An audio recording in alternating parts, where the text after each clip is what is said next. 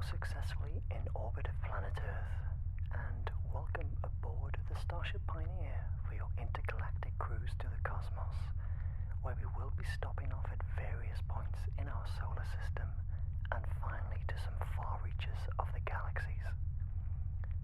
My name is Captain Craig whisperinstoryteller, and I will be your pilot today and at your service to ensure this is a fascinating and relaxing experience for each and every one of you.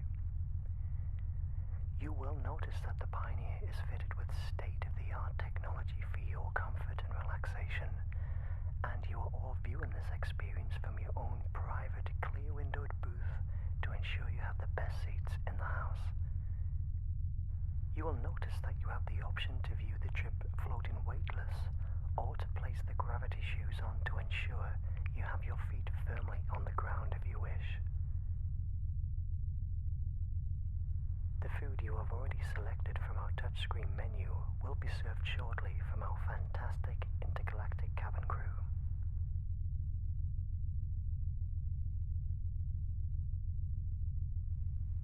If you care to look out of your booth now, you will see spectacular views of Mother Earth spread out below you like a patchwork quilt. From this distance, there is no boundaries, no evidence of divisions, religious beliefs, or color of skin that seem to matter greatly on the surface of our planet. Up here, we see one sphere in which all of the directions finally meet, in which there is no center because every point or none is center. An equal Earth in which all Earthlings occupy as equals.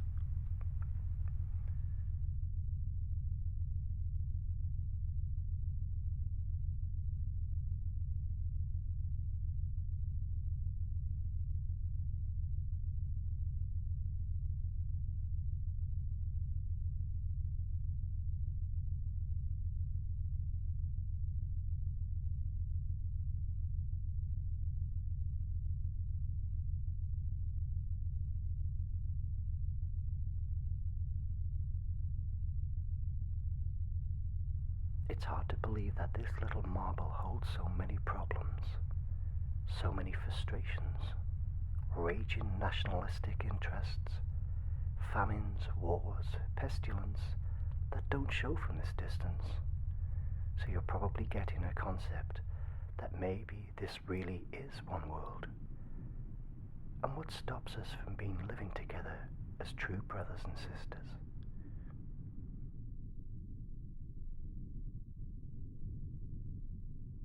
We float like a grain of sand in a sea of eternal silence.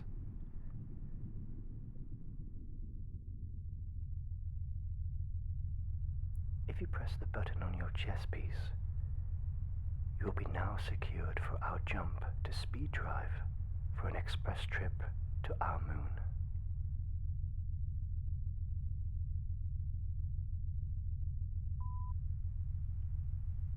Entry to speed drive will commence in 5, 4, 3, 2, 1.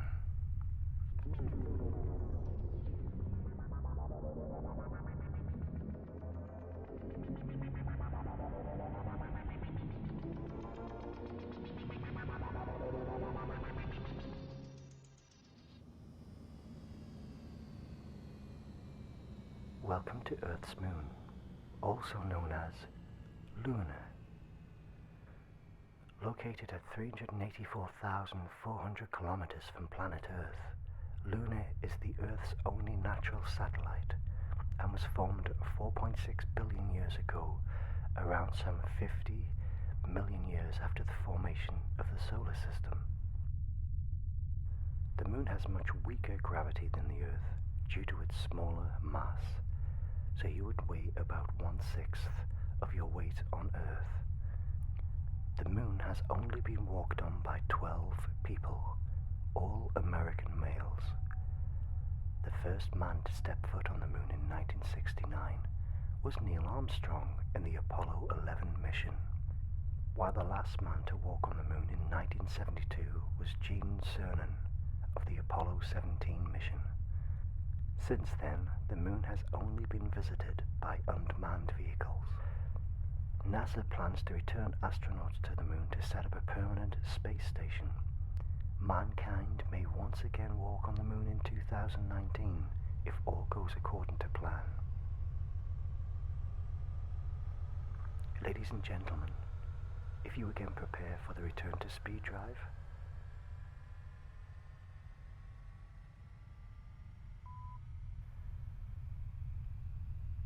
entry to speed drive will commence in 5, 4, 3, 2, 1.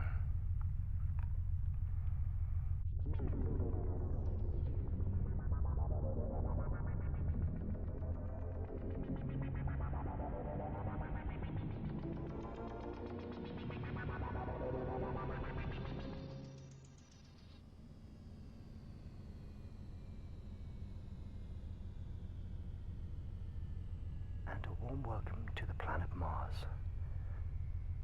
Mars is the fourth planet from the Sun, named after the Roman god of war, which is often described as the red planet due to its reddish appearance. Mars is a terrestrial planet with a thin atmosphere composed primarily of carbon dioxide. Martian surface gravity is only 37% of the Earth's, meaning that you could leap nearly 3 times higher on Mars. Mars is home to the tallest mountain in the solar system. Olympus Mons, a shield volcano, is 21 kilometers high and 600 kilometers in diameter. Despite having formed over billions of years, evidence from volcanic lava flows is so recent many scientists believe it could still be active. Only 16 missions to Mars have been successful, including orbiters, landers, and rovers. There have been 39 missions to Mars, not including flybys or the attempt to return a sample of Phobos. Scientists have found many traces of Martian atmosphere within meteorites violently ejected from Mars.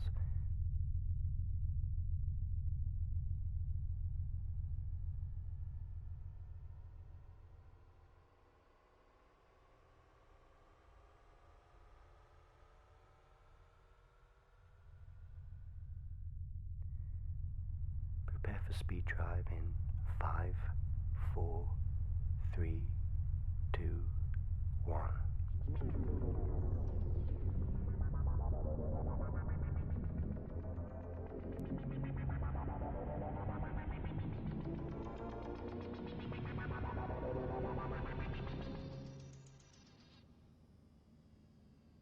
The planet Jupiter is 5th planet out from the Sun and is 2.5 times more massive than all of the other planets in the solar system combined.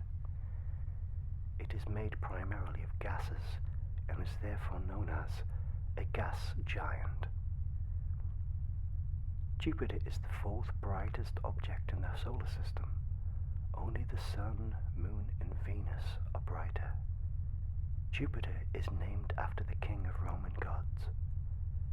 To the Greeks, it represented Zeus, the god of thunder. Jupiter has the shortest day of all the planets. It turns on its axis once every 9 hours and 55 minutes. The rapid rotation flattens the planet slightly, giving it an oblate shape. The giant red spot is a huge storm on Jupiter. It has raged for at least 350 years. It is so large that 3 Earths could fit inside of it. Jupiter's moon Ganymede is the largest moon in the solar system. Jupiter's moons are sometimes called the Jovian satellites. 8 spacecraft have visited Jupiter: Pioneer 10 and 11, Voyager 1 and 2, Galileo, Cassini, Ulysses, and the New Horizons missions. The Juno mission is on its way to Jupiter and will arrive in July 2016.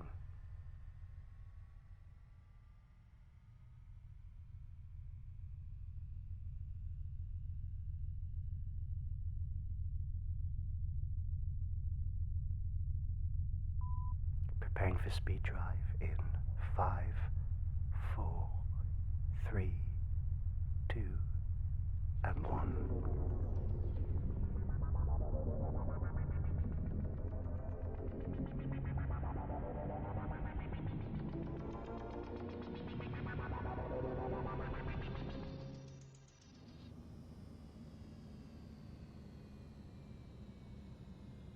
The Andromeda Galaxy, M31, is the closest large galaxy to the Milky Way and is only one 10 galaxies that can be seen unaided from the Earth. In approximately 4.5 billion years, the Andromeda Galaxy and the Milky Way are expected to collide. It is accompanied by at least 10 satellite galaxies, the most notable of which are the Triangulum Galaxy. While Andromeda is the closest galaxy in the local cluster, it is not thought to be the most massive, as the Milky Way is thought to contain more dark matter, making it the most massive. The Andromeda Galaxy is approaching the Milky Way at approximately 100 to 140 kilometers per second. The boundary for what is known, that place known as the Great Frontier, has always intrigued and enticed us. The mystery of the unknown, the potential for discovery, the fear, the uncertainty that places exist just beyond the edge have got it all. At one time, planet Earth contained many such places for explorers, vagabonds, and conquerors.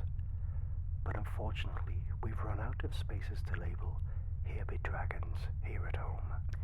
Now humanity must look at the stars to find such places again. These areas, the vast stretches of space that fall between the illuminated regions where stars sit, is known as interstellar space. It can be the space between stars, but it can also refer to the space between galaxies. On the whole, this area is defined by its emptiness. That is, there are no stars or planetary bodies in these regions that we know of. That does not mean, however, that there is absolutely nothing there. In fact, interstellar areas do contain quantities of gas, dust, and radiation.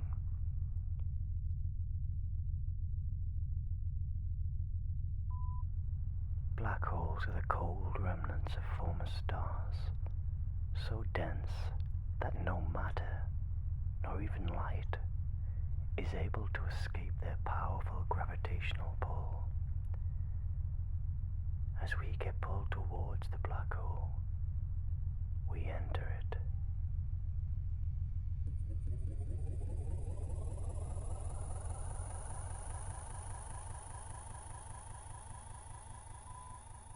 And a very good morning, ladies and gentlemen. Due to intergalactic time switches, the date is now Saturday, July the 12th, and the time is 14:15 p.m. Greenwich Mean Time. We will be touching down in London very shortly to typical heavy rainfalls. A shuttle will then take you to your respective international destinations. We do hope you have enjoyed your trip on the intergalactic cruiser Pioneer, and you would consider joining us again in the near future. You may be interested to know that we are launching a new itinerary early in the fall, in which you will be travelling to the Alpha Centauri system. Should you be interested to join this trip, please add your comments and feedback on the channel page. We are limited to only 15 seats. A reminder that Whispering Storyteller is now active on both Facebook and Twitter, so please drop by and say hello. I wish each and every one of our passengers a fantastic day upon arrival on Earth.